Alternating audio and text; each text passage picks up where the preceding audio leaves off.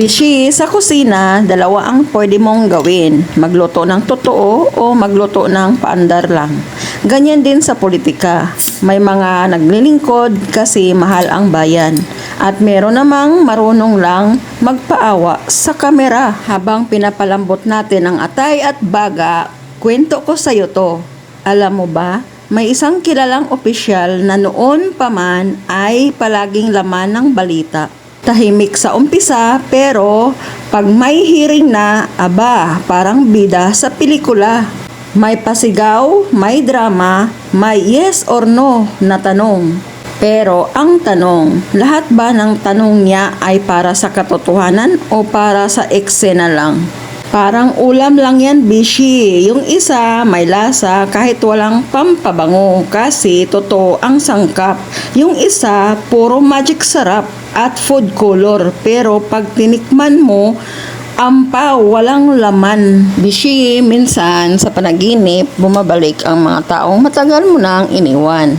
Katulad nung may isang panaginip. After 13 years, nakita uli sila noong taong muntik na siyang ipaglaban kahit siya na lang ang lumaban. Tulad ng ibang politiko, akala mo para sa bayan, pero ang totoo parang lang pala sa sarili. May mga eksenang ikaw na lang ang nakikita mong umalis. Samantalang sila busy sa pakikinig sa bagong kwento ng iba. May mga politikong ganyan din.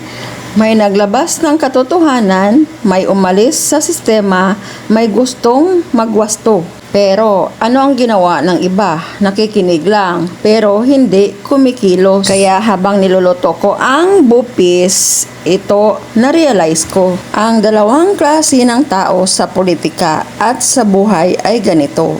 Una, yung nagsasabi ng totoo kahit masakit, kahit walang pumapalakpak. Pangalawa, yung nagsasabi ng kung ano lang ang gusto mong marinig kasi baka mawalan ng buto. At ikaw, Bishi, anong ulam ang pipiliin mo sa buhay?